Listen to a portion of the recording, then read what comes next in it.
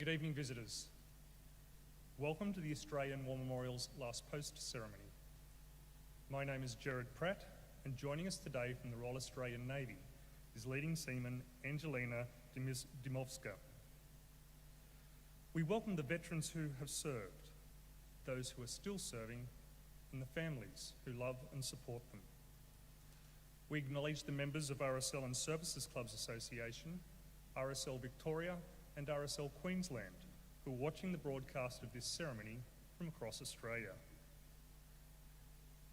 During this evening's ceremony, wreaths will be laid at the base of the Pool of Reflection by visitors to the memorial. If you're able, please stand and join in singing the National Anthem.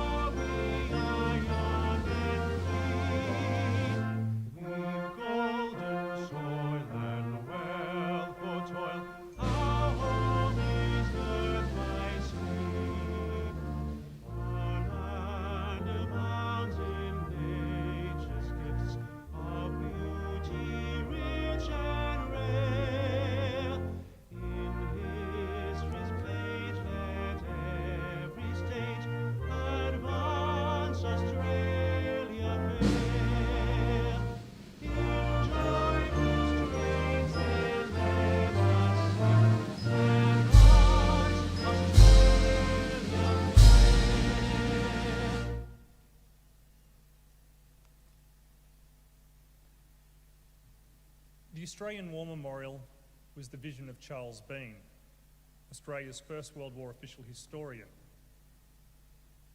Bean landed with the Australian troops on Gallipoli and stayed with them at the front through until the end of the war. The idea of this national memorial and museum came to him at Pozières, France, in the depths of the bloody fighting of 1916.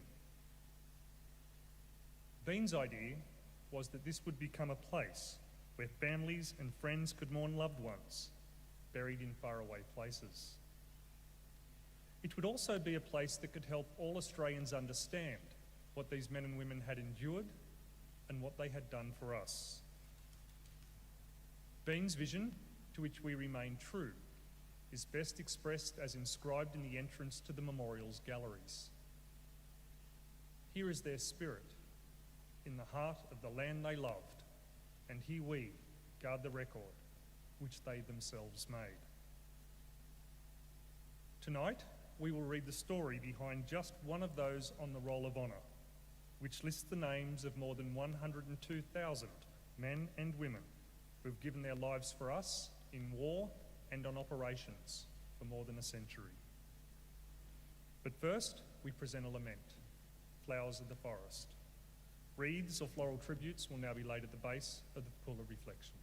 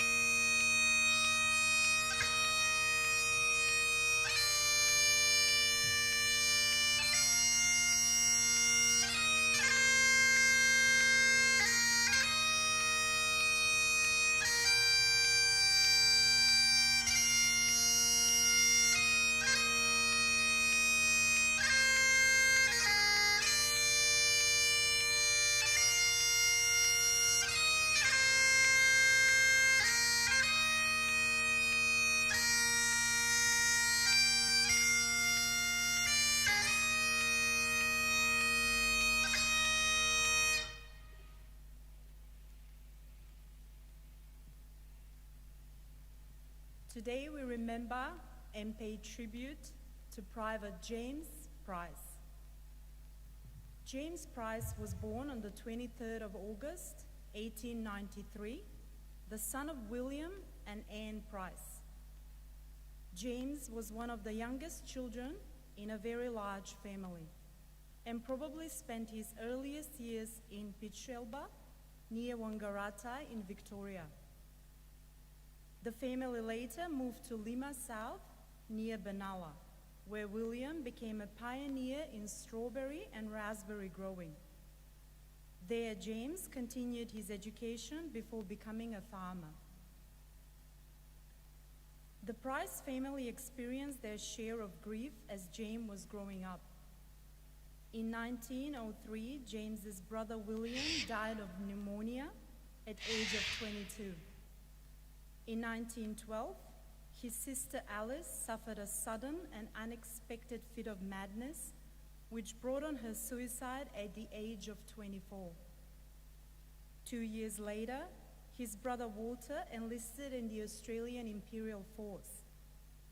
Walter reached the Gallipoli Peninsula in September 1915 and was killed by a sniper 2 months later. James followed Walter in the Australian Imperial Force roughly a year after his brother was killed. He had tried to enlist at least once before, but was turned on medical grounds, which he had been able to fix with surgery. Before he left Lima South, the town held a social in his honor, during which Price was presented with a watch.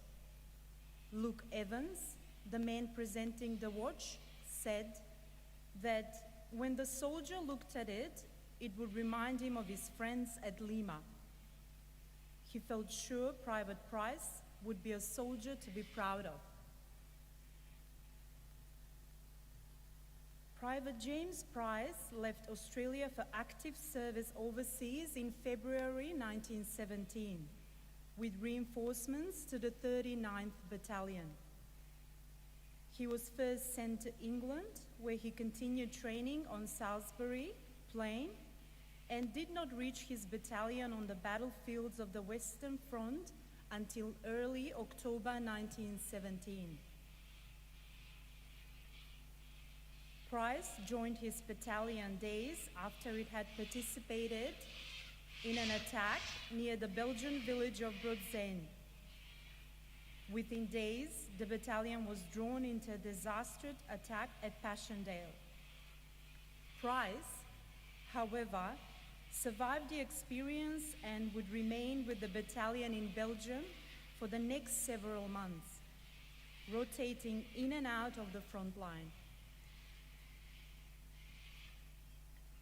In early 1918, the 39th Battalion was rushed south to help stop the German offensive near Amiens. Later in the year, it played a part in driving the Germans back during the offensive that became known as the 100 Days.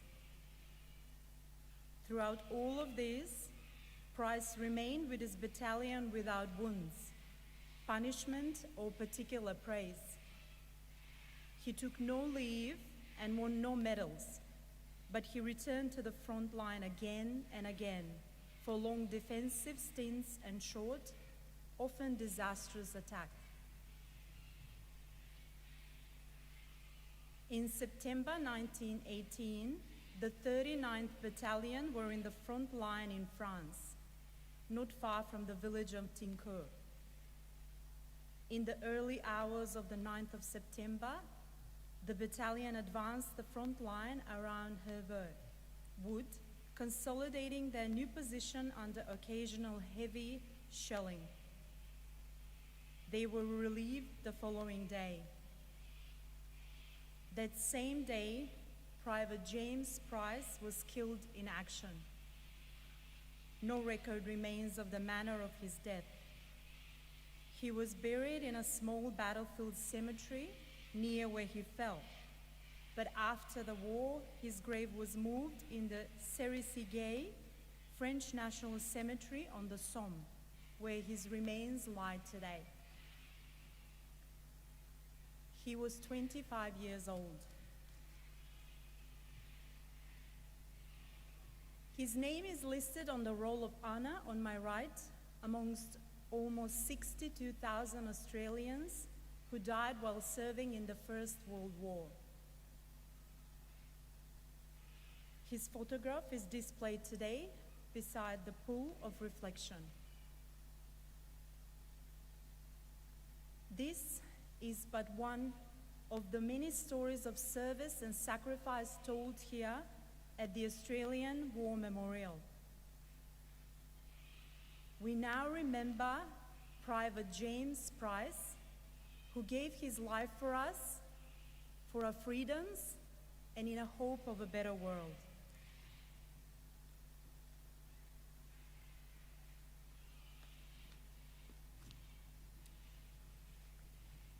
Please stand for the reading of the Ode and the sounding of the last post.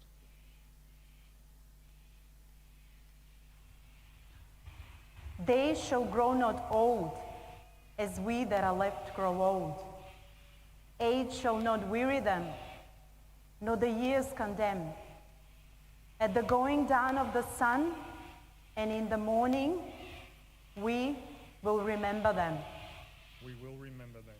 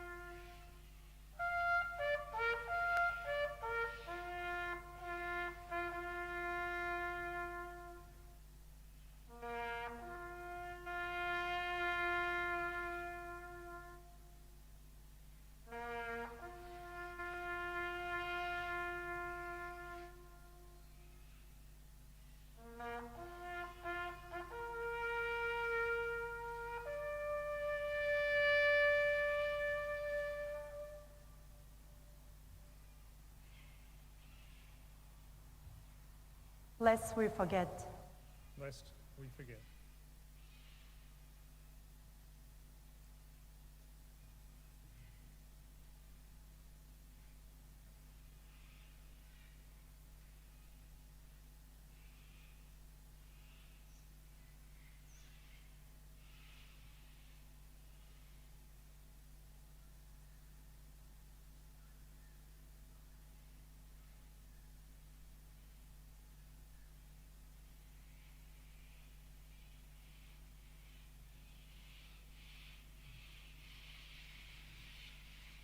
We leave you this evening with the words of the memorial's founder, Charles Bean. Many a man lying out there at Pozières, or in the low scrub at Gallipoli, with his poor tired senses barely working through the fever of his brain, has thought in his last moments, well, it's over. But in Australia, they will be proud of this. Ladies and gentlemen, girls and boys, that concludes the last post ceremony. We thank you for visiting the Australian War Memorial and wish you all a very good evening. Thank you.